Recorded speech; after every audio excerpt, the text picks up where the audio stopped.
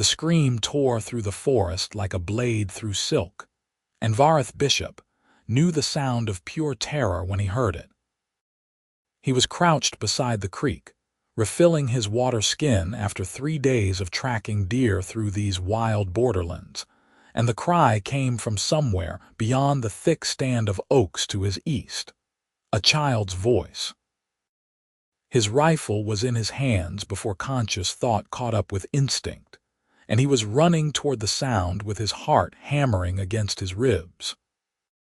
He burst through the underbrush just in time to see the massive boar, its tusks yellowed and wicked, charging toward a small figure frozen in the clearing. The child couldn't have been more than 7 or 8 years old, green-skinned and wide-eyed with fear. An orc boy. Before Vareth could even raise his weapon, before he could shout a warning, a larger figure threw herself between the boar and the child with a roar that shook leaves from the trees. The orc woman was tall and powerfully built, her dark hair braided down her back, and she turned her body into a living shield as the boar's massive head connected with her side. The impact sent her staggering, but she kept her feet planted, kept herself between those deadly tusks and the boy who was screaming now, screaming for his mother. The boar backed up, preparing for another charge, and the woman braced herself again, arms spread wide, green skin already darkening with what would become a terrible bruise. Vareth didn't think. He brought the rifle to his shoulder, sighted down the barrel, and fired. The shot cracked through the clearing like thunder. The boar jerked, stumbled, and collapsed onto its side with a heavy thud that Vareth felt through the soles of his boots. Silence fell, broken only by the boy's sobbing and the woman's ragged breathing. She turned slowly, her amber eyes finding Vareth where he stood at the edge of the clearing, smoke still curling from his rifle barrel. For a long moment, they stared at each other. Her hand moved protectively to the boy's shoulder, drawing him closer against her leg. Her other hand went to her side where the boar had struck her, and Vareth saw her wince despite her obvious effort to hide it. She was beautiful in a way that caught him off guard, her features strong and proud, her tusks small and elegant as they curved up from her lower jaw. There was blood on her leather tunic, though he couldn't tell if it was hers or the boar's. "Thank you," she said finally, her voice rough but clear, the common tongue spoken with the thick accent of the northern orc clans. "You saved my son." Vareth lowered his rifle, holding it loose in one hand as he stepped carefully into the clearing. "Is he hurt?" He kept his voice gentle, the way he might speak to a wounded animal, though something in her eyes told him she would not appreciate the comparison. She looked down at the boy, ran her hands over his arms and legs with practiced efficiency, checked his head and back. The child had stopped crying, though tears still streaked his round cheeks. He stared at Vareth with a mixture of fear and fascination. "He is unharmed," the woman said. "You have my gratitude, human." There was something formal in the way she said it, something ritual. Vareth wondered if this was some kind of debt in orc culture, if he had just inadvertently bound her to him in some way he didn't understand. "I'm Vareth," he offered. "Vareth Bishop. I have a homestead about 2 miles west of here." Her eyes narrowed slightly. "You live here, in these borderlands, for 3 years now." He glanced at the dead boar, then back at her. "That's good meat there if you need it, more than I could use on my own." She stiffened, and he realized his mistake immediately. He had offered her charity, and pride flashed across her face like lightning. "I am Grushka," she said, ignoring his offer entirely. "This is my son, Kelmer. We were gathering herbs when the boar attacked." Grushka. He tested the name, found he liked the sound of it. "Your side, you're hurt. It is nothing. It's not nothing if you can't walk." He took another step closer, and she tensed. Vareth stopped, held up his free hand. "I'm not going to hurt you." But that boar hit you hard enough to crack ribs, and if you're 2 miles from wherever you live, you're not going to make it back without help. We need no help from humans." The words were automatic, defensive, but he heard the tremor underneath them. She was in pain, more than she wanted to admit. Kelmer tugged on his mother's hand, said something in their language that Vareth didn't understand. Grushka looked down at him, and her expression softened in a way that made Vareth's chest tighten. She replied in the same language, her tone gentle, and the boy nodded solemnly. "He says you have kind eyes," Grushka translated, and Vareth was surprised by the heat that rose to his cheeks. "He says we should trust you. He's a smart boy. He is my heart." The words were fierce, protective, and Vareth understood then what he had witnessed. A mother's love transcended species, transcended the hatred and fear that divided their peoples. She would have let that boar kill her if it meant her son lived. "My offer stands," Vareth said quietly. "The meat and help getting home, no strings attached, no debt, just one person helping another." Grushka studied him for a long moment, and he could see the war playing out behind her eyes, pride against pragmatism, suspicion against the evidence of what he had just done. Finally, she nodded once, sharp and decisive. "We live in the old ruins, half a day's walk north, but the herbs we need grow only here, and I must finish gathering them. Then let me help." Vareth set his rifle against a tree, close enough to reach if needed, but far enough to show he meant no threat. "What are we looking for?" She hesitated, then pointed toward a patch of low-growing plants near the creek bank. "Silver leaf. The broad ones with white undersides, they help with fever." "Someone's sick, my mother. She is old, and the winter was hard on her lungs." Grushka moved toward the plants, and Vareth saw the way she favored her left side, the way each breath seemed to cost her. Kelmer stayed close to her leg, watching Vareth with wide eyes. They worked in silence for a while, gathering the herbs and bundling them carefully. Vareth found himself acutely aware of Grushka's presence, the way she moved with grace despite her injury, the competent quickness of her hands.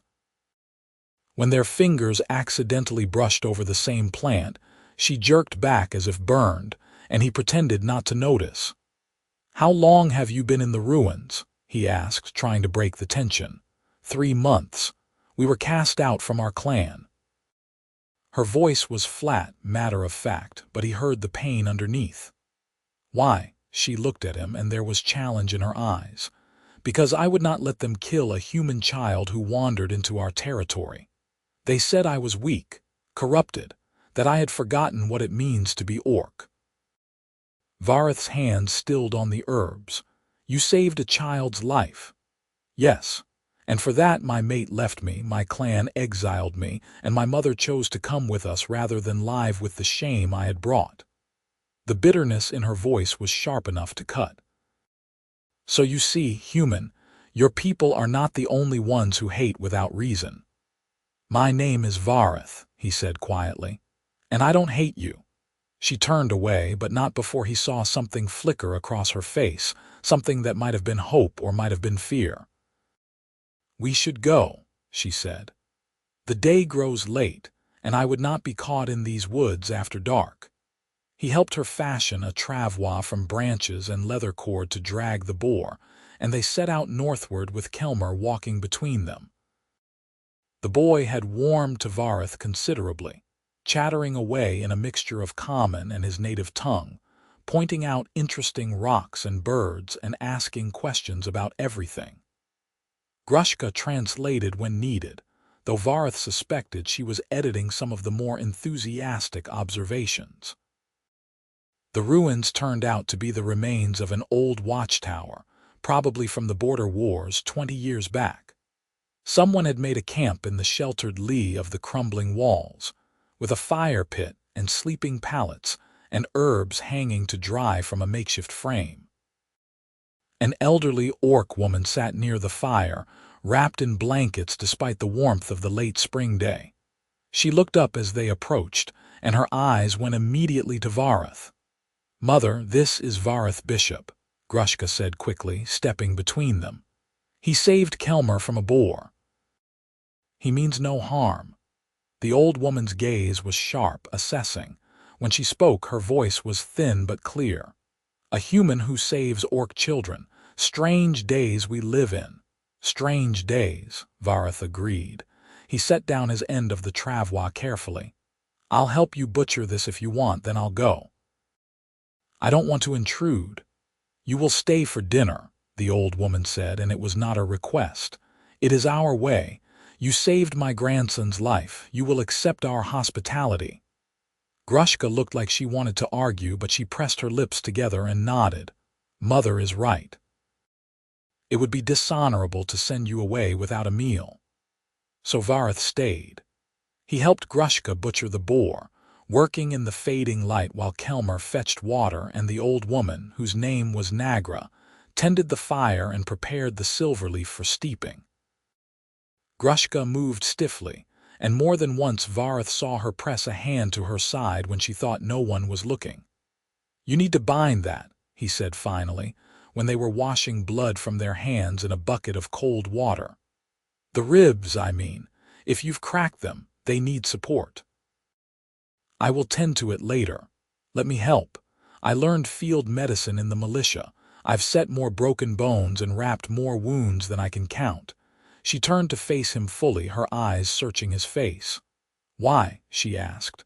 "Why do you care? Because you're hurt and I can help." It seemed so simple to him, but he could see it wasn't simple for her at all. "Because you threw yourself in front of a charging boar to save your son, and that's the bravest thing I've ever seen. Because you don't deserve to suffer when I have the knowledge to ease it." Her expression softened just a fraction. "You are not what I expected, Vareth Bishop. What did you expect? Hatred, fear, the things I have always seen in human eyes." She dried her hands on a scrap of cloth. "But you look at me and see a person. That's because you are one."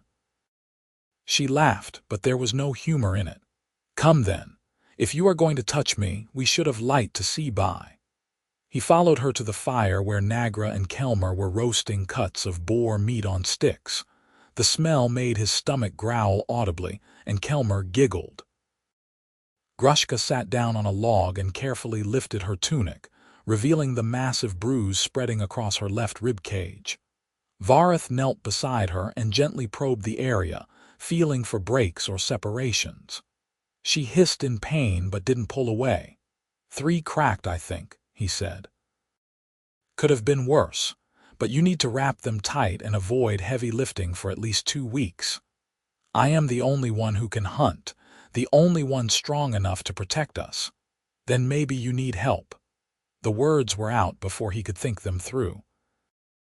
Grushka stared at him and he hurried on. "I mean it. I live alone, I have more than enough for myself, and these borderlands are dangerous.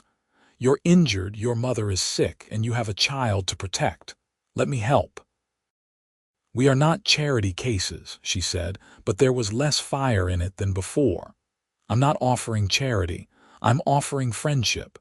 He met her eyes, held her gaze. "I'm offering a chance for both of us to be less alone."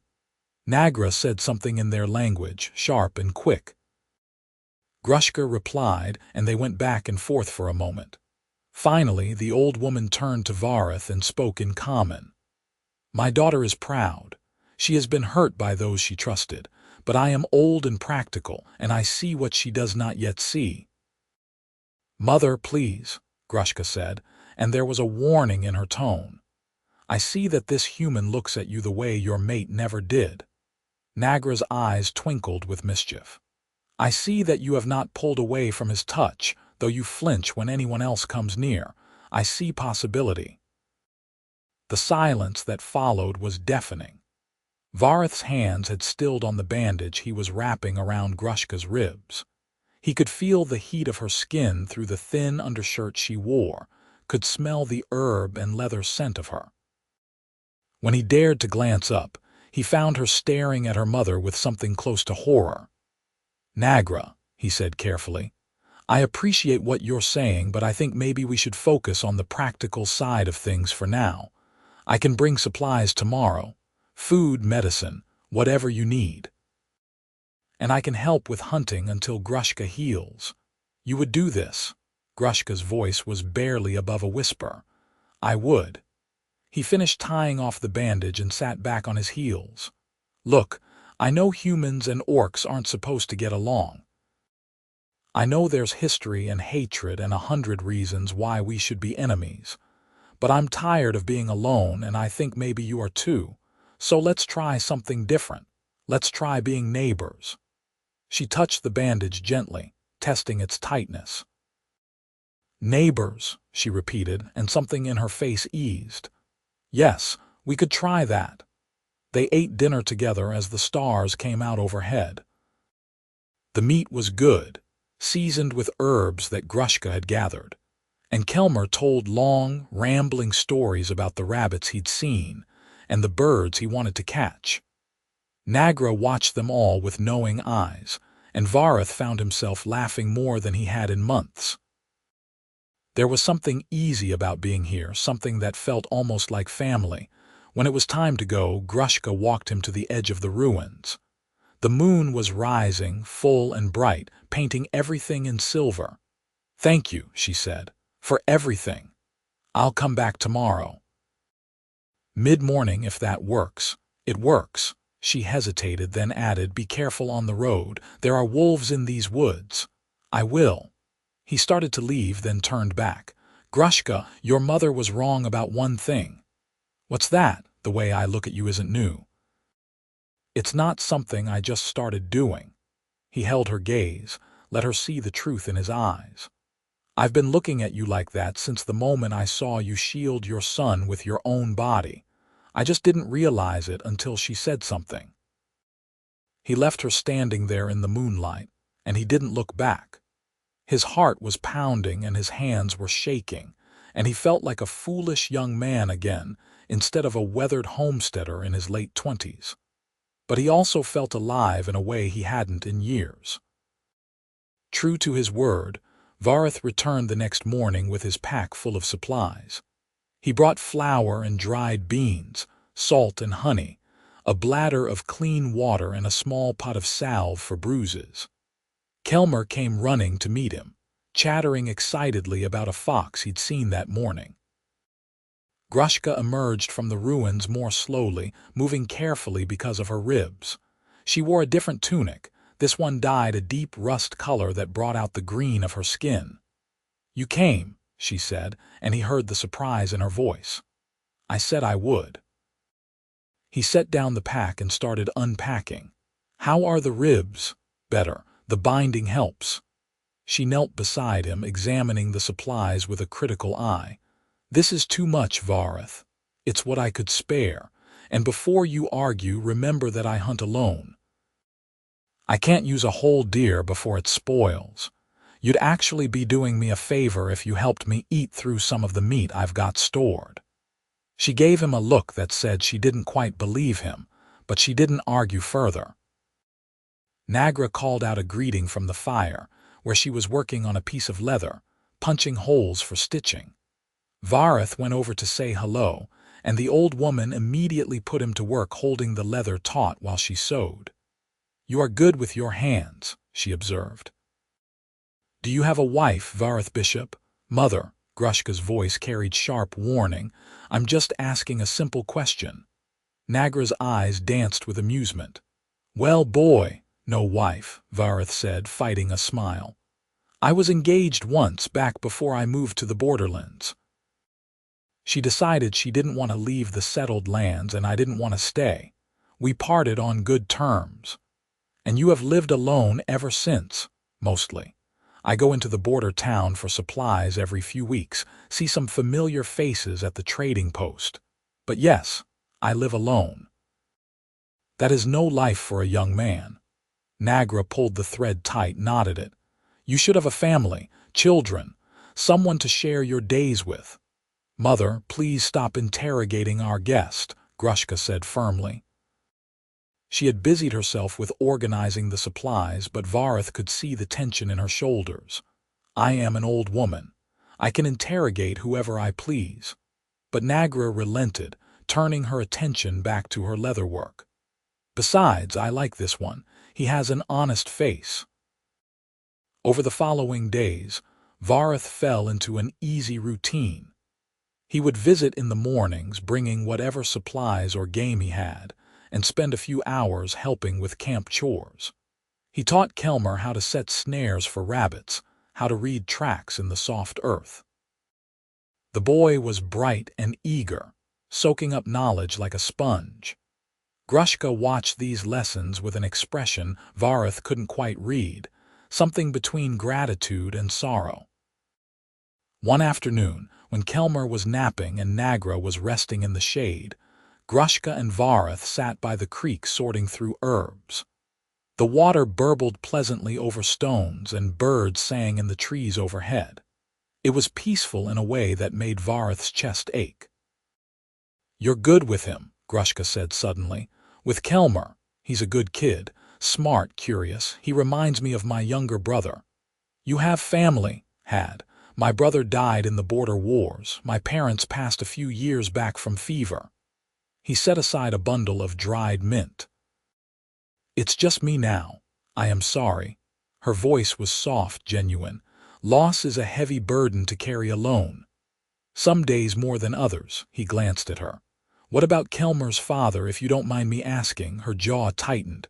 "Dactor was a warrior, proud and strong. We were bonded young, and I thought I loved him. But love and duty are not the same thing." She twisted a piece of grass between her fingers. "When I refused to kill that human child, he called me weak, traitor. He said I had dishonored him and our son by showing mercy to our enemy. He declared our bonding broken and told me to leave before he killed me himself." "That's not strength," Vareth said, anger flaring hot in his chest. "That's cruelty. He believed he was upholding our ways. Many agreed with him." She met his eyes. "Do you know what it is like to have everything you believed about yourself proven wrong? I thought I was part of something greater. I thought my clan, my people, stood for honor and protection. But they would have butchered a child for the crime of being born human. And when I stopped them, they cast me out like trash." "Their loss," Vareth said firmly. "You did the right thing and it cost you everything. That takes more courage than I've got. Some days I wonder. Some days I think I should have kept my mouth shut, should have looked away." Her voice cracked. "Then I look at Kelmer and imagine someone killing him just for existing, and I know I would do the same thing again." Vareth reached out slowly, giving her time to pull away, and took her hand in his. Her fingers were rough with calluses, strong and warm. She looked down at their joined hands with an expression of wonder, as if she couldn't quite believe it was happening. "You're not alone anymore," he said. "Neither of you are." She squeezed his hand just once, then carefully pulled away. But something had shifted between them. Some barrier had cracked. They worked in comfortable silence after that, shoulders nearly touching, and Vareth felt a contentment he hadn't known in years. The seasons began to shift toward summer, bringing longer days and warmer nights. Vareth's visits stretched from mornings to full days, and sometimes he would stay for dinner, helping cook and clean while Kelmer peppered him with questions about everything under the sun. Nagra's cough improved with the warmer weather and the silverleaf tea, and color returned to her face. Grushka's ribs healed, and she moved with her old strength and grace again. One evening, as Vareth was preparing to head home, a summer storm rolled in fast and fierce. Lightning split the sky and rain came down in sheets, turning the ground to mud within minutes. Grushka took one look at the deluge and shook her head. "You cannot travel in this. The creek will flood and the path will be treacherous in the dark." "I've walked in worse," Vareth started, but Nagra cut him off. "Don't be foolish, boy. You'll break your neck. Stay here tonight." So he stayed. They made him a pallet near the fire, sheltered by the overhanging ruins, and Grushka gave him one of their blankets despite his protests. Kelmer was thrilled to have Vareth sleeping over, and it took 3 stories before the boy finally settled down for the night. Vareth lay awake long after the others had drifted off, listening to the rain drum against the stones. He could hear Grushka's breathing from where she slept a few feet away, slow and steady. He wondered what she dreamed about. He wondered if she ever thought about him the way he thought about her, if she felt this same pull that seemed to draw him back here day after day. He must have dozed off eventually, because he woke to find Kelmer curled up against his side, thumb in mouth, sleeping peacefully. Pale dawn light filtered through the rain, which had gentled to a soft drizzle. Grushka was sitting up watching them, and the expression on her face stole Vareth's breath.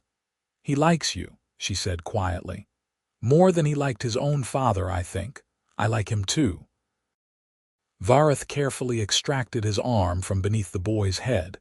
"He's special, Grushka. You're raising him right. I'm trying. It's hard doing it alone." She stood, stretched, moved to stir the banked fire back to life.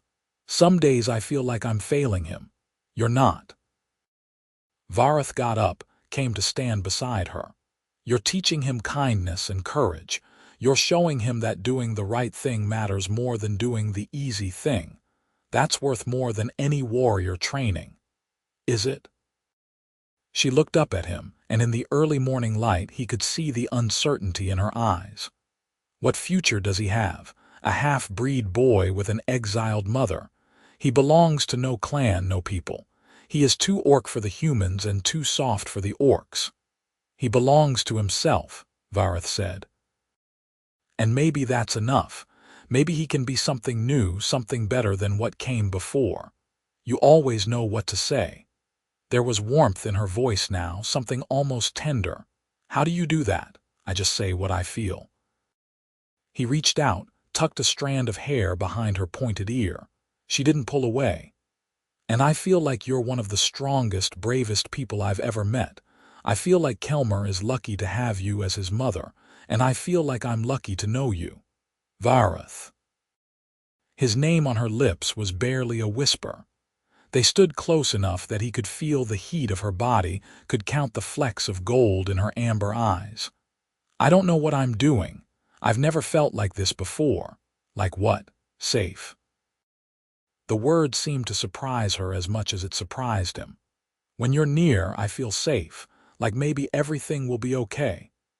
He cupped her face gently with one hand, his thumb tracing the line of her cheekbone. "I'll keep you safe," he promised. "All of you, for as long as you'll let me."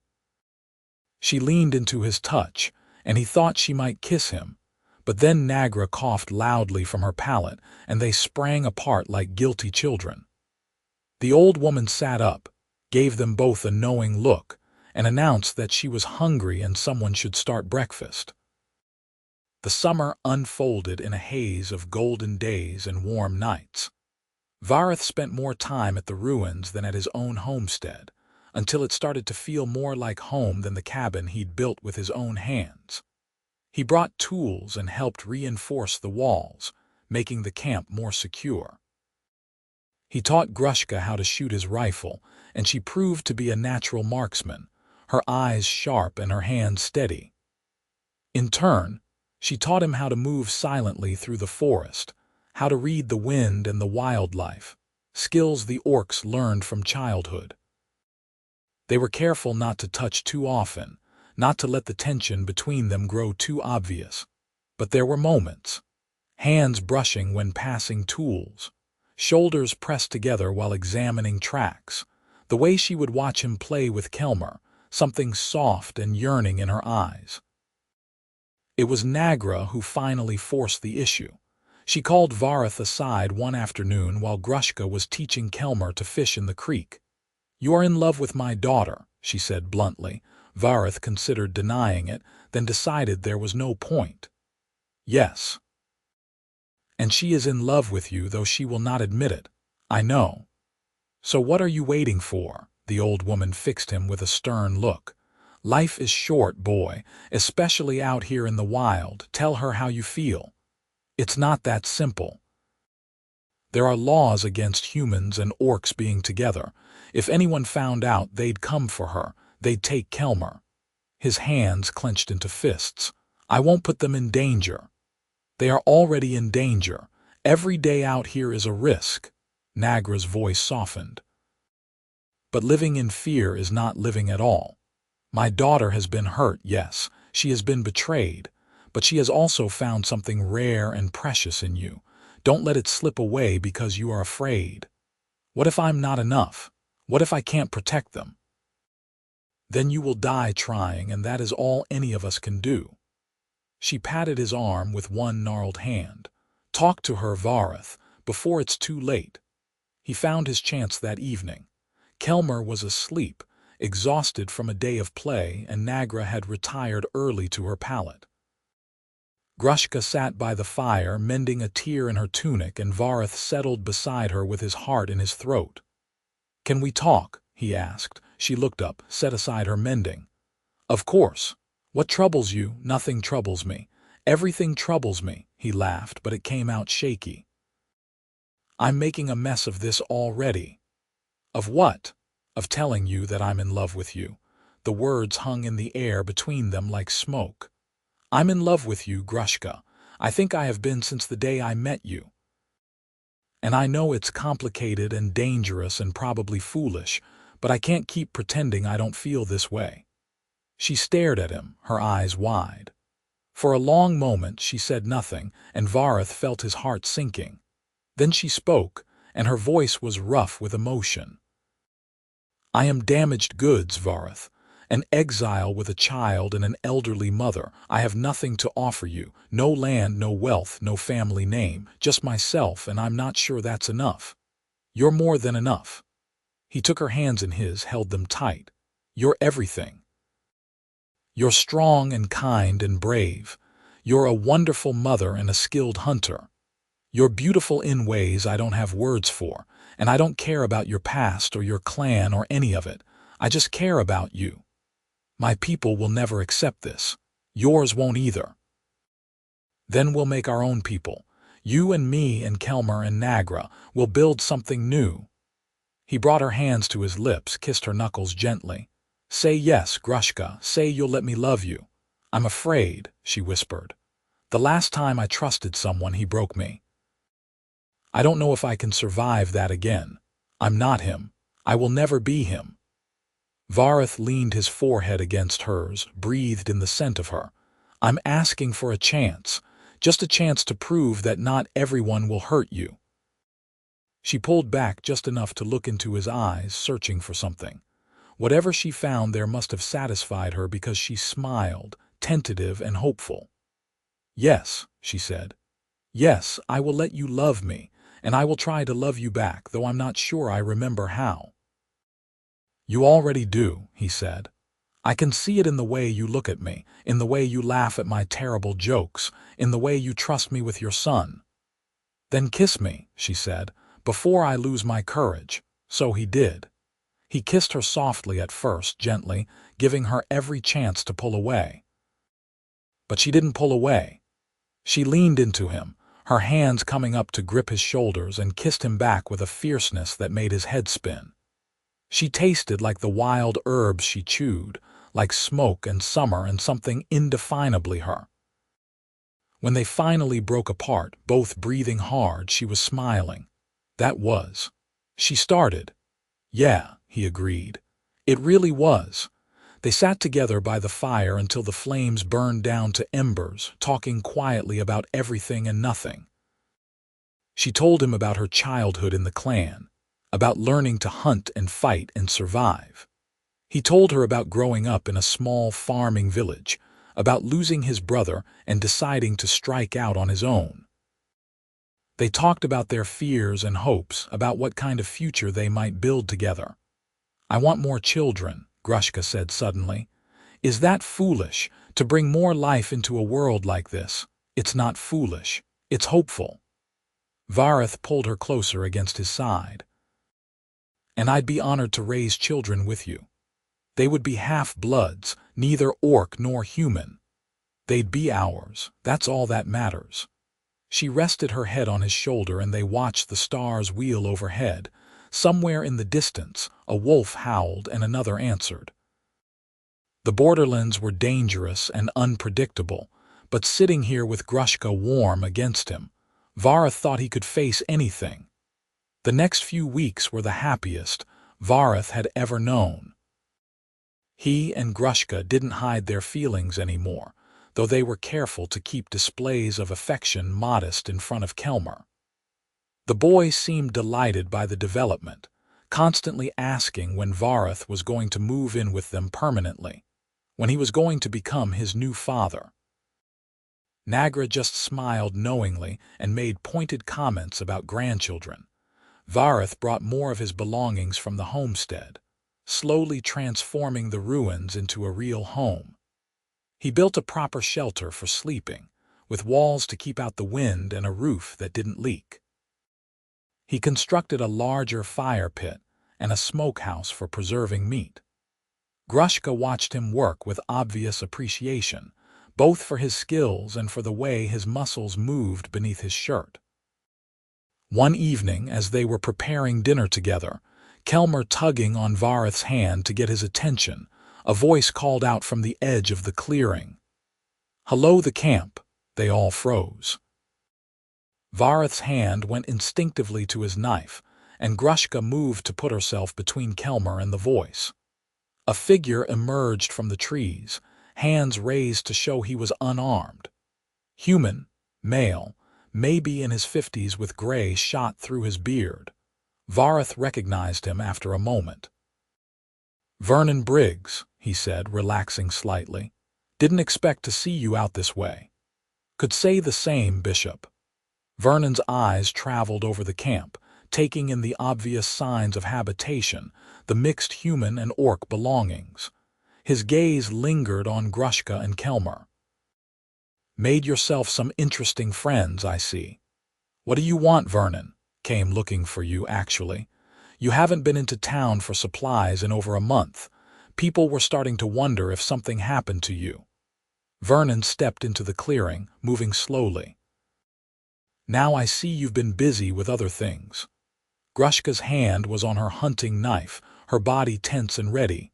Vareth stepped forward, placing himself between her and Vernon. "They're under my protection," he said quietly.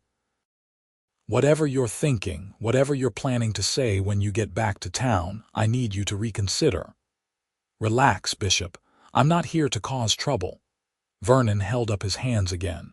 "Truth is, I don't much care who you keep company with, but there are others who will care. Traders been talking about orc raiders up north and people are nervous. They start putting together that you're living with orcs out here. They might come looking to solve a problem that doesn't exist. These aren't raiders. They're refugees, exiles. I believe you, but will the others?" Vernon glanced at Grushka again. "She looks strong, dangerous. They'll see a threat no matter what the truth is." Vareth's mind raced. He'd known this day might come, but he'd hoped for more time. "What do you suggest? Come back to town with me. Show your face, buy some supplies, let people see you're alive and well. Then stay out here and live however you please. Just make the occasional appearance so folks don't start inventing stories." Vernon shrugged. "And maybe keep the orc woman and her kid out of sight when you do come in." No need to invite trouble. It was pragmatic advice and Vareth knew it, but the thought of hiding Grushka, of pretending she didn't exist, sat bitter in his stomach. "I'll think about it," he said. "You do that." Vernon turned to go, then paused. "For what it's worth, Bishop, you seem happier than I've ever seen you. Life's too short to spend it alone." He disappeared into the trees, leaving silence in his wake. Grushka let out a slow breath. "He will tell others. Maybe. Probably." Vareth ran a hand through his hair. "But he's right about one thing. I need to maintain some connection to the town, or they'll come looking, and if they come looking, they will find us." She gathered Kelmer close, the fear stark on her face. "We should leave, go deeper into the wilderness." "No," Vareth's voice was firm. "No more running. We've built something here, I'm not giving it up because of ignorance and hatred. Then what do? We're careful, we're smart, and we trust that not everyone is looking for a reason to hate. He took her hand, squeezed it gently. Vernon could have come back with others. He could have tried to hurt you, but he didn't. He gave me a warning and advice. That means something. Nagra spoke up from where she'd been watching the exchange. The boy is right. Running accomplishes nothing. We stand and fight for what we have built. I don't want to fight, Grushka said, but there was steel in her voice. But I will if I must. Vareth made the trip into town the next week, leaving at dawn and promising to be back by nightfall. It felt wrong to walk away from the ruins, from his family, but he knew Vernon was right. He needed to maintain the fiction that he was just a solitary homesteader, living his quiet life in the borderlands. The town was small, barely more than a trading post with a few buildings clustered around it. Vareth bought supplies he didn't really need, chatted with the merchants, let himself be seen. Several people asked where he'd been, and he spun a vague story about expanding his property, clearing new fields. They seemed to accept it, or at least they didn't press for details. He was loading his purchases onto his horse when a woman approached. She was young, maybe early 20s, with dark hair and a nervous expression. "Excuse me," she said. "You're Vareth Bishop, aren't you?" "I am. Can I help you?" "I hope so." She glanced around, checking if anyone was listening. "My name is Willa Webb. I'm a teacher here in town, and I heard. That is, there are rumors." "What kind of rumors?" "That you're harboring orcs, that you've been living with them." She met his eyes, and he saw no hostility there, only desperate hope. "Is it true?" Vareth's hand tightened on the reins. "Who wants to know?" "I do, because if it's true, I need your help." She pulled a folded paper from her pocket, hands shaking. "Please, I have nowhere else to turn." He took the paper, unfolded it. It was a crude map, showing a location maybe 10 miles east of his homestead. There were notes scrawled in the margins, dates and times. "What is this?" "A meeting place. There are others like you, like me, people who don't believe orcs are monsters. People who have been helping refugees escape the purges up north." Willa's voice dropped to a whisper. "We need someone who knows the borderlands, someone who can guide families through the wilderness to safety. And if you're already living with orcs, if you've already taken that risk. You want me to join your underground network." Vareth folded the paper carefully, his mind whirling. "That's dangerous. If we're caught, it's not just exile, it's hanging." "I know. But children are dying, Vareth. Whole families are being slaughtered for the crime of being different. I can't just stand by and do nothing." Her eyes were bright with unshed tears. "Please, just come to one meeting, hear what we have to say." He looked at the map again, thought about Grushka and Kelmer, about how close they'd come to being victims of that same violence. "I'll come," he said. "But I'm not promising anything beyond that. That's all I ask." Willa smiled, and it transformed her face. "Thank you. You don't know what this means." He rode back to the ruins with his mind churning. He told Grushka everything over dinner, watching her face carefully as he explained about the network and Willa's plea for help. When he finished, she was quiet for a long time. "You want to do this," she said finally. "I think I have to, if there are others like you, others who need help." He set down his bowl. "How can I say no? You cannot." She reached across the fire, took his hand. "And I will help, we both will. It's dangerous. Everything worth doing is dangerous." Her grip tightened. "You saved my son. You gave us a home when we had nothing. Let me help you save others." So they went to the meeting together, leaving Kelmer in Nagra's care. The location was a small cave hidden in the hills, and there were already several people gathered when they arrived. Willa was there, along with Vernon Briggs, a healer named Marcus, and 3 others Vareth didn't recognize. They all stared when Grushka ducked into the cave behind him, her height and build making her impossible to miss. She's with me, Vareth said firmly. If you want my help, you accept her as part of the team, Vernon laughed. Relax, Bishop, we're not fools. Having an orc who can vouch for us will make this whole operation easier. He nodded respectfully to Grushka. Welcome. They spent the next hour discussing logistics. There were orc families hiding in the mountains, refugees from the northern purges who needed guidance through the borderlands to safer territory further south. The network had safe houses set up along the route, but they needed people who could move quietly through the wilderness, who could defend themselves if necessary. It was risky, demanding work, but it was necessary. How many? Grushka asked.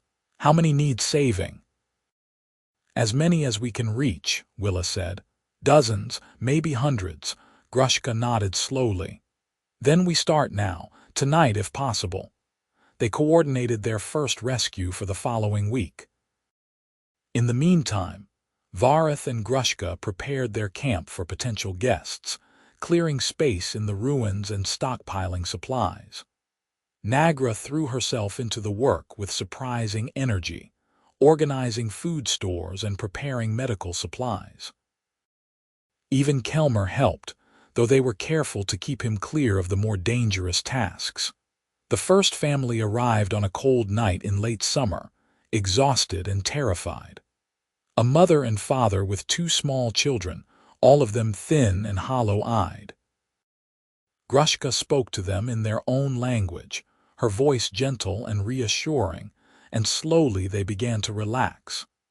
They stayed for 3 days, resting and eating and recovering their strength, before Vareth and Grushka guided them to the next safe house along the route.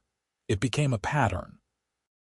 Every few weeks, new refugees would arrive and they would provide shelter and guidance. Some stayed only a night or 2.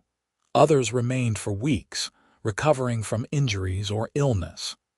The ruins transformed into a true refuge, a place where the desperate could find hope. Through it all, Vareth and Grushka's love deepened. They worked side by side, partners in every sense of the word. On quiet nights when the camp was settled and Kelmer was asleep, they would sit together under the stars and talk about the future. About the home they were building, the life they were creating. I want to bond with you, Grushka said one night, her voice soft but certain, properly, in the orc way. Vareth turned to look at her. What does that involve? A ritual, vows spoken before witnesses. Blood mixed together to symbolize the joining of 2 lives. She met his eyes. It is binding and sacred. It means we belong to each other now and always. Yes, he said without hesitation. Yes, I want that. They held the ceremony a week later under the full moon. Nagra presided, speaking the ancient words in her language while Willa and Vernon served as witnesses. Vareth and Grushka stood facing each other, hands clasped, and spoke their vows. I will protect you with my life, Grushka said, her voice strong and clear. I will honor you in word and deed. I will stand beside you in joy and sorrow. This I vow. I will cherish you always, Vareth replied. I will be faithful and true. I will build a life with you worthy of the gift you have given me. This I vow. Nagra cut their palms with a sacred knife, and they pressed their hands together, letting their blood mingle. The old woman bound their hands with a strip of leather, tying them together as she chanted. When it was done, she smiled. You are bonded, she declared. 2 lives made one. May you know joy and peace in all your days together. Kelmer cheered, and the witnesses applauded. Vareth pulled Grushka close and kissed her, tasting salt and joy and promise.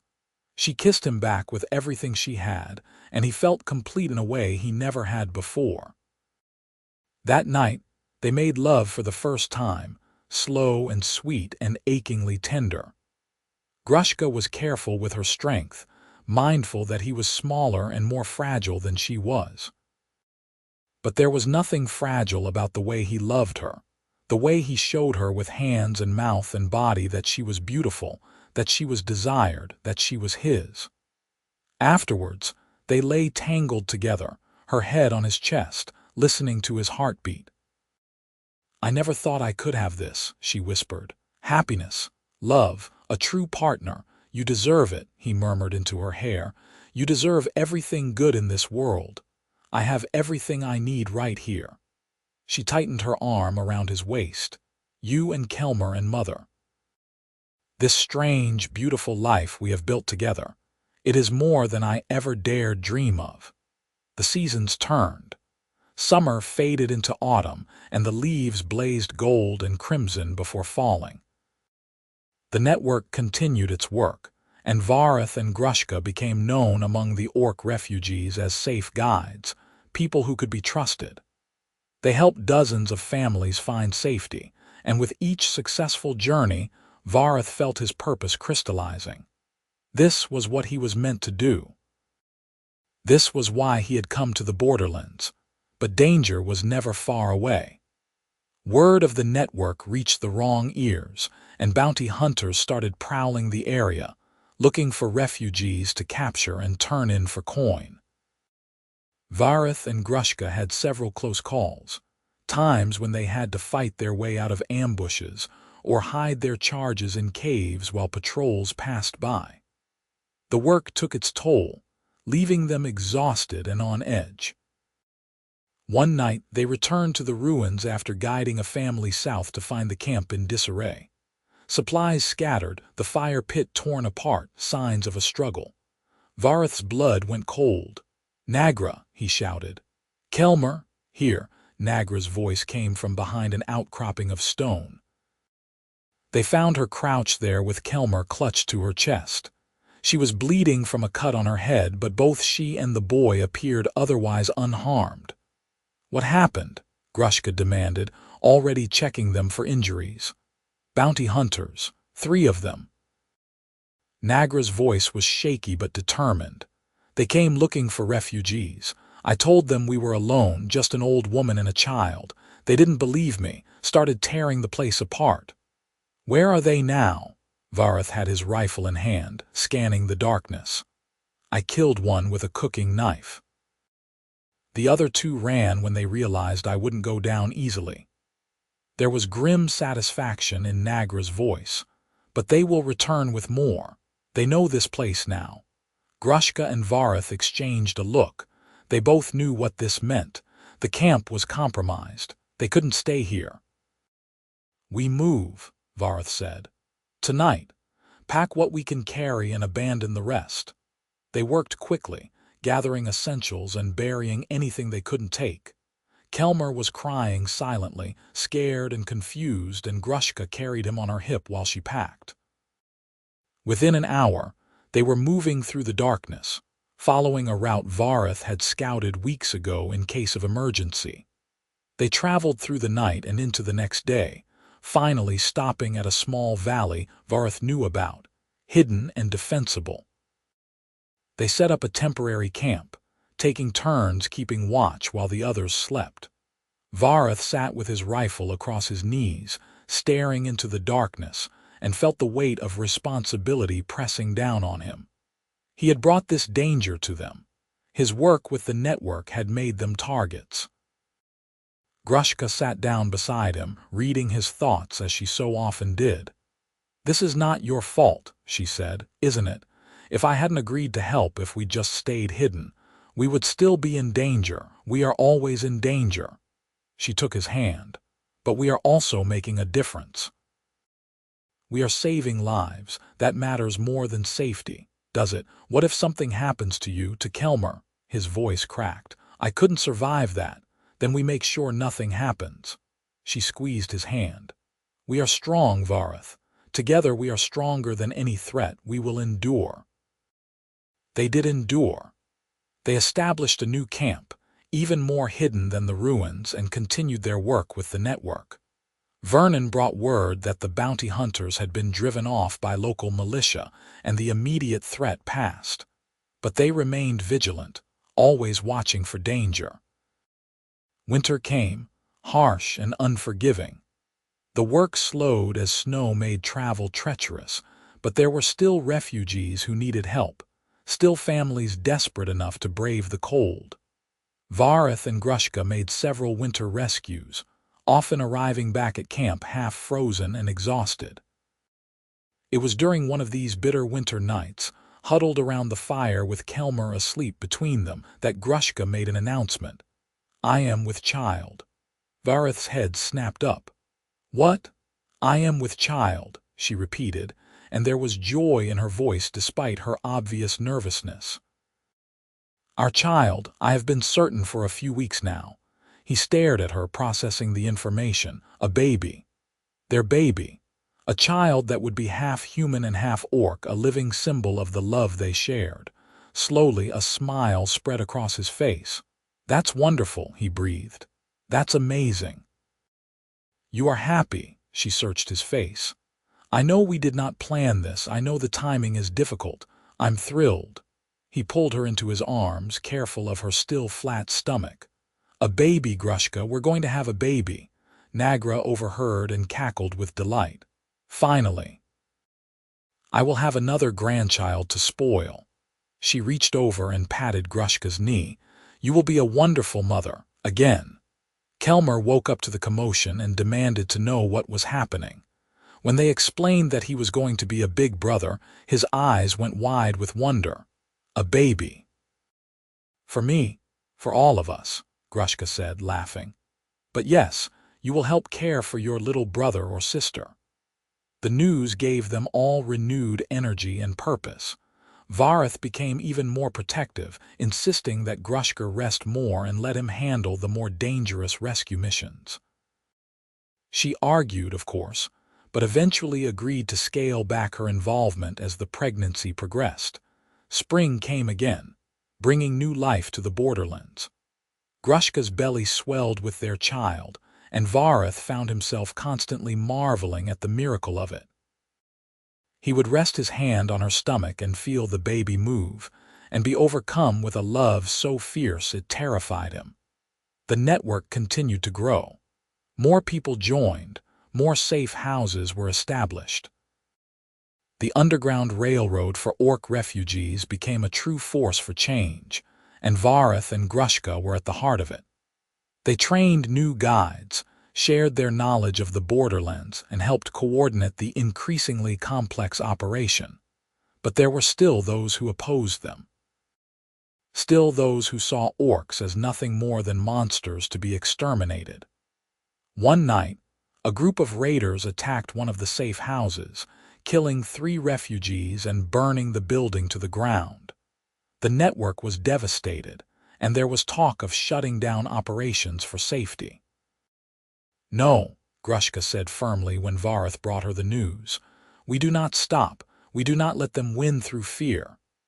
"You're 7 months pregnant," Vareth argued. "You need to think about the baby." "I am thinking about the baby. I am thinking about the world I want to bring this child into." Her eyes blazed with determination. "A world where half-orc children are not hunted, where mixed families can live in peace. We fight for that world, or what is the point of any of this?" So they fought. They rebuilt the safe house. They increased security at all the network locations. They trained refugees in self-defense and gave them weapons to protect themselves. And slowly they began to see results. Families made it through to safety. Children grew up free instead of in chains. Lives were saved. The baby came on a warm summer night under a sky full of stars. Grushka labored for hours with Nagra and Willa attending her, while Vareth paced outside the tent like a caged animal. Kelmer sat with him, holding his hand and trying to be brave despite his obvious fear. When the baby's cry finally split the night, Vareth's knees went weak with relief. Willa emerged from the tent with a smile. "You have a daughter," she announced. "Both mother and baby are healthy and strong." He rushed inside to find Grushka propped up on the sleeping pallet, exhausted but radiant with a tiny bundle in her arms. The baby had green-tinged skin, slightly darker than Grushka's, and a dusting of dark hair. Her eyes, when they blinked open, were the same deep brown as Vareth's. She's perfect, he whispered, kneeling beside them. You're both perfect. We will name her Mira, Grushka said. It means peace in the old tongue.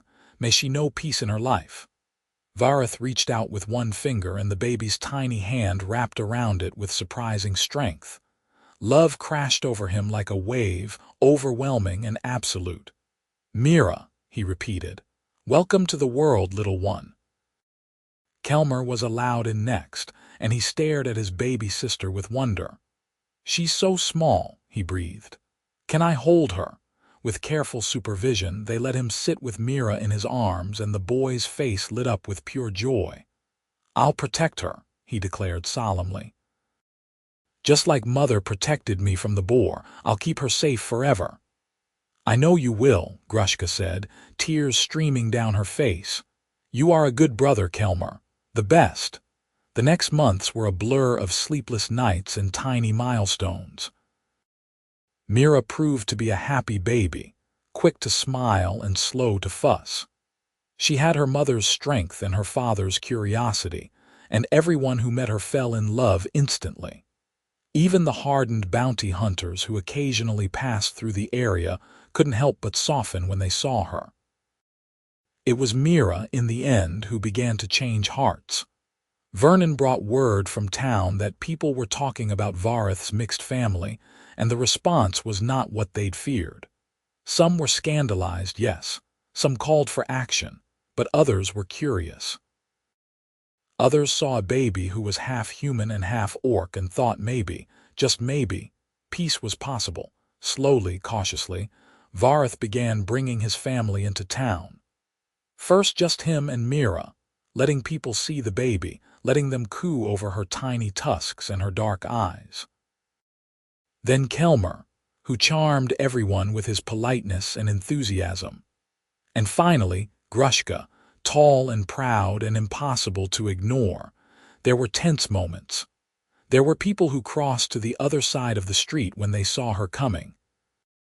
But there were also people who smiled, who nodded in greeting, who stopped to admire the baby and ask after the family's health. The ice was breaking, one person at a time. The network flourished. With more acceptance in the border towns, they could operate more openly. More refugees found safety. More families were reunited. The purges in the north began to ease as political pressure mounted. It wasn't perfect, wasn't a complete victory, but it was progress. On Mira's first birthday, they held a celebration at their homestead. The camp in the valley had transformed over the year into a proper home, with a sturdy cabin and outbuildings, fields cleared for planting, and a workshop where Vareth crafted furniture to trade in town. It was a real community now, with several other mixed families who had settled nearby, drawn by the promise of acceptance and safety. Willa was there, along with Vernon and Marcus and dozens of others from the network. Orc and human alike gathered to celebrate the child who represented hope for a better future. They ate and drank and told stories, and when night fell, they lit a great bonfire and danced under the stars.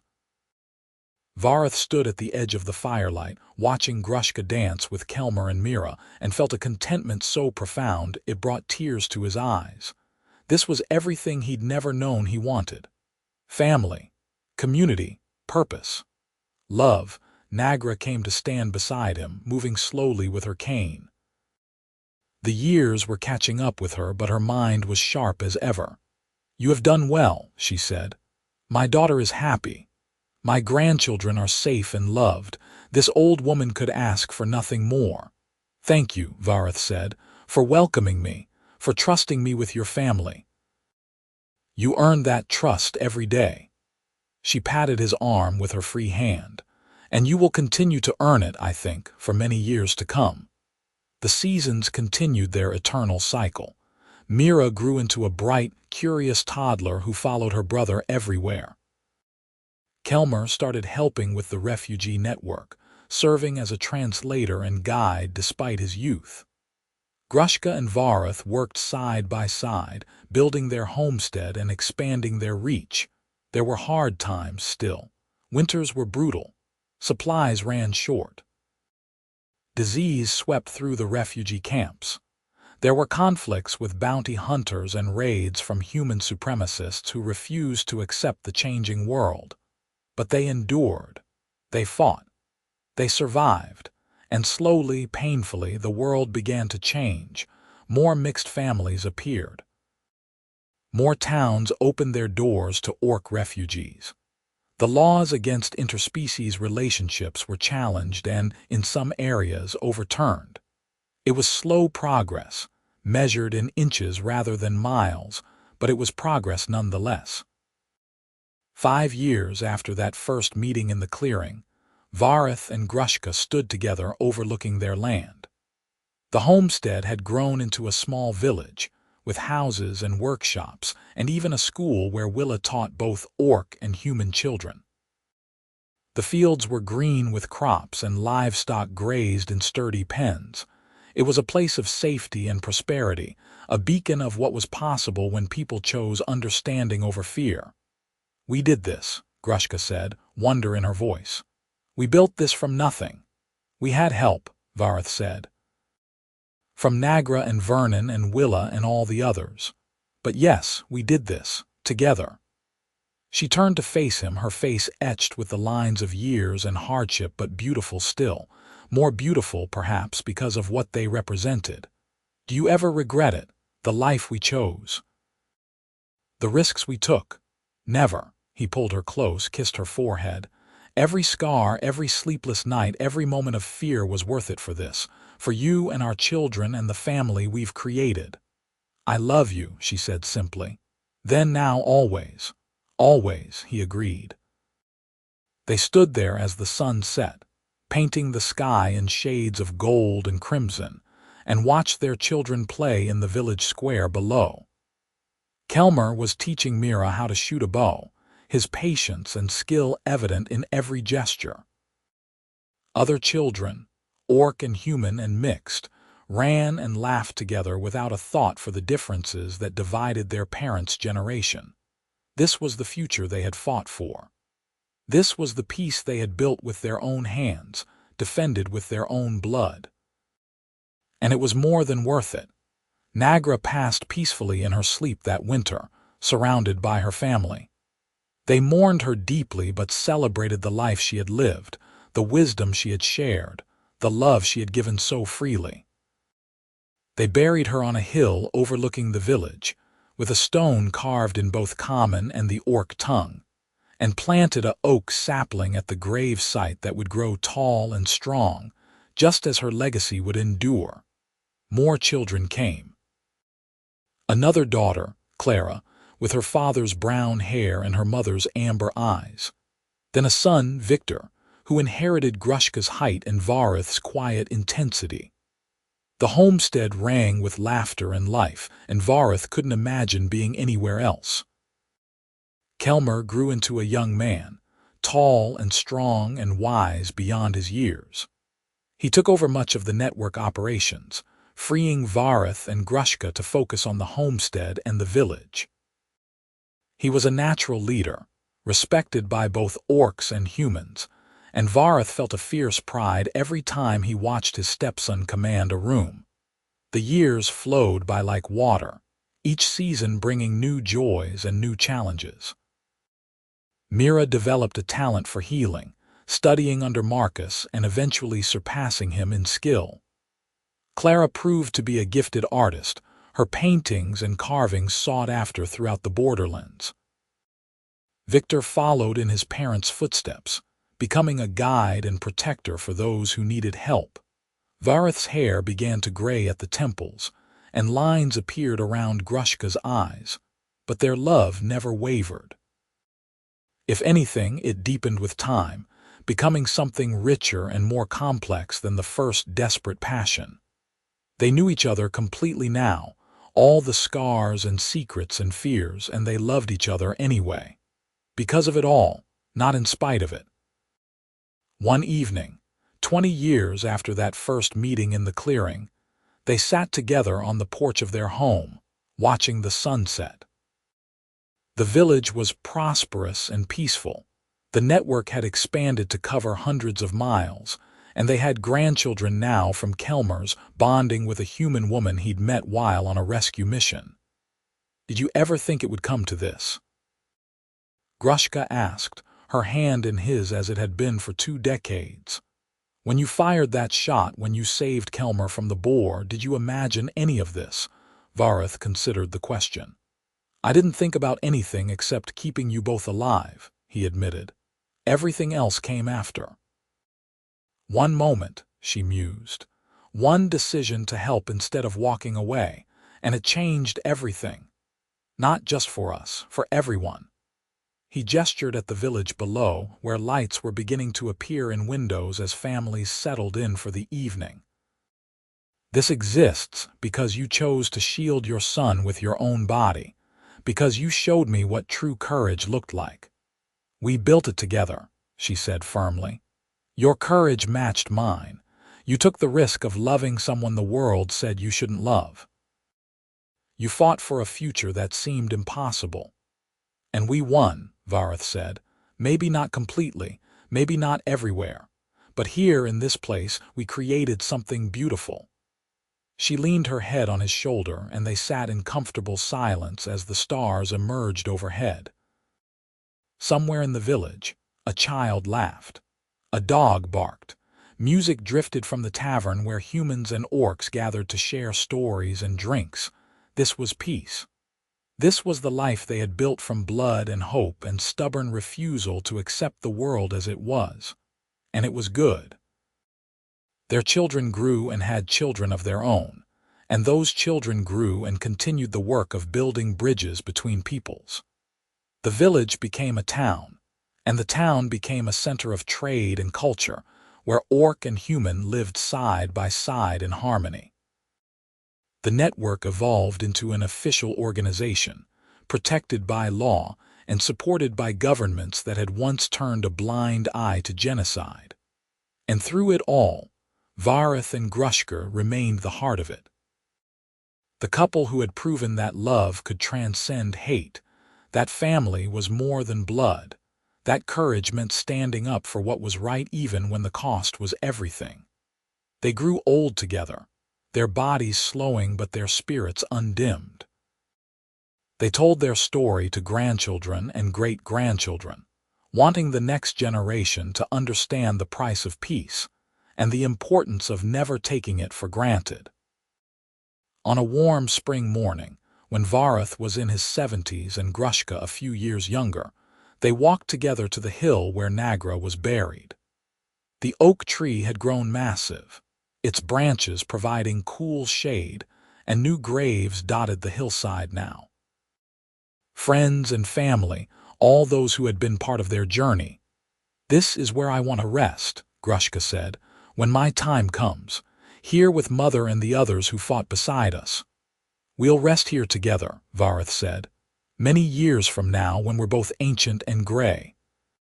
She smiled at him, and he still saw the fierce warrior who had thrown herself between her son and death, the woman who had challenged everything he thought he knew about courage and love. "Together," she agreed, "always together." They made their way back down the hill slowly, hand in hand, to the bustling town that was their legacy. Children playing in the streets, merchants calling their wares, the forge ringing with the sound of hammer on steel. Life, in all its messy, beautiful complexity. That evening they sat on their porch once more, surrounded by family. Kelmer and his wife, their children and grandchildren, Mira with her partner and their little ones, Clara and Victor with their families. The porch overflowed with love and laughter, with the sound of multiple languages mixing together, with the visible proof that different peoples could not just coexist but thrive together. "Tell us the story again," one of the youngest grandchildren begged. "About the Boar and how you met." So they told it, as they had told it countless times before. About a charging boar and a mother's love and a shot that rang out in the clearing. About fear overcome and trust built slowly, about love blooming in the most unlikely soil. "And that's why we're all here," Kelmer added when they finished. Because two people chose love over fear. Because they were brave enough to believe in something better. Because your grandmother is the strongest person I've ever known, Vareth said, squeezing Grushka's hand. And she taught me what it means to be strong. No, Grushka corrected gently. We taught each other. That's what love does. It makes us better than we could be alone. The children absorbed this, their young faces serious. Then the moment passed, and they were running and playing again, and the adults settled into comfortable conversation. The evening deepened into night, and one by one, families departed to their own homes, calling goodbyes and promises to visit soon.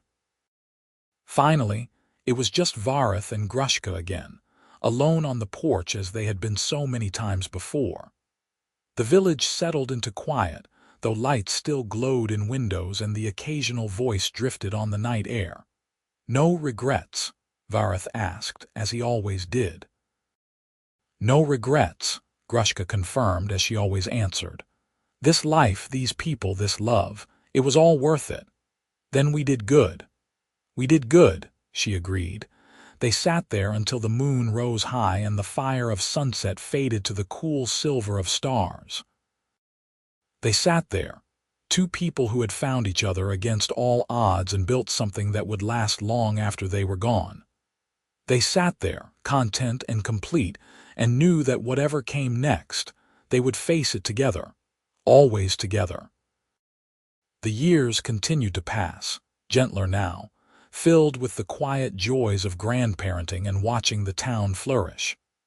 Vareth's step grew slower, and Grushka's back sometimes ached with old injuries, but they remained active in the community, offering wisdom when asked and support when needed. The world beyond their town was changing too. The story of the borderland community where humans and orcs lived in peace spread far and wide, inspiring others to attempt the same. Delegations came from distant lands to study how they had managed it, and Vareth and Grushka welcomed them all, sharing their knowledge freely. It's not about laws or structures, Grushka would tell them. It's about seeing each other as people first. It's about choosing compassion over fear, understanding over hatred. The rest follows naturally. It won't be easy, Vareth would add. There will be resistance and setbacks, but if we could do it, starting with nothing but hope and determination, then anyone can. More towns followed their example. More mixed communities formed.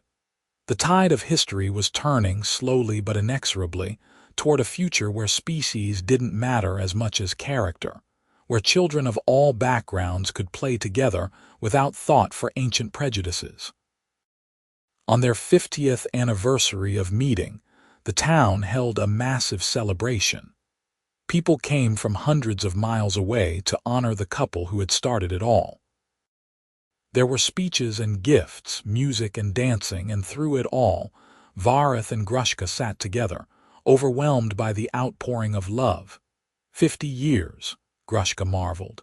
Half a century since you saved Kelmer from that boar. Best decision I ever made, Vareth said.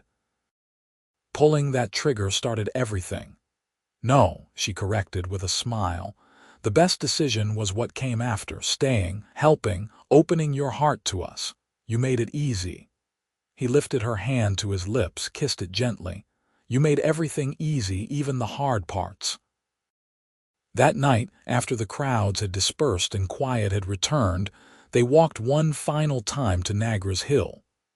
The oak tree towered above them now, ancient and wise, and the town spread out below like a tapestry of lights. She would be proud, Grushka said, touching the tree's bark. Mother would be so proud of what we've built. She is proud, Vareth said. Wherever she is, she's watching and she's proud. They stood there in the darkness, two souls who had found each other against impossible odds and changed the world through sheer determination and love. They stood there and the weight of years fell away, and they were young again in their hearts, full of hope and passion and belief in a better tomorrow. The seasons turned. Life continued its eternal dance. And when Vareth finally passed peacefully in his sleep at the age of 83, Grushka held his hand and whispered her love one last time. She buried him on the hill beneath the oak, with a stone carved with both their names and the simple inscription, "Together, always." She lived 3 more years without him, surrounded by family and love, but feeling his absence like a missing limb. She continued the work they had started, welcoming refugees and teaching the young and spreading the message of peace with everything she had left in her. When her own time came, she was ready. She lay down on the hill beside Vareth's grave, beneath the oak tree that Nagra's spirit seemed to whisper through, and closed her eyes for the last time. Her children and grandchildren and great-grandchildren surrounded her, holding her hands and singing the old songs, and she slipped away with a smile on her face. They buried her beside Vareth, just as she had wanted, and the whole town mourned. But they also celebrated, because the legacy Vareth and Grushka left behind was not death but life. The community they had built continued to thrive. The network they had established continued to save lives. The love they had shared continued to inspire. And on summer evenings, when the light slanted gold through the leaves of the great oak tree, people swore they could see 2 figures sitting together on the hill. A man and a woman, human and orc, hand in hand as they watched over the town they had built from nothing but courage and love. The story of the boar and the shot that rang out became legend, passed down through generations. It became a reminder that the smallest act of courage could change everything. That love was stronger than hate. That one person, choosing to do the right thing in a single moment, could build a future brighter than anyone imagined. And in that borderland town, where children of all species played together without fear and families lived in peace and prosperity, the names Vareth Bishop and Grushka were remembered always. Not as heroes or legends, but as what they truly were. 2 people who loved each other enough to change the world, one brave choice at a time. Their story had no ending because the ripples of their love spread outward forever, touching lives in ways they could never have imagined. Every refugee saved, every child born into a world more accepting than before, every person who chose understanding over prejudice carried a piece of their legacy forward. The great oak continued to grow, its roots deep and strong, sheltering the graves of those who had dared to dream of something better. And beneath its branches, in the town that stretched out below, life went on. Beautiful, messy, complicated life, full of all the joy and sorrow and hope that makes existence worthwhile. This was their gift. This was what Vareth and Grushka had built from that single moment in a clearing, when a boar charged and a mother shielded her son and a shot rang out that changed everything. And it was enough. More than enough. It was everything.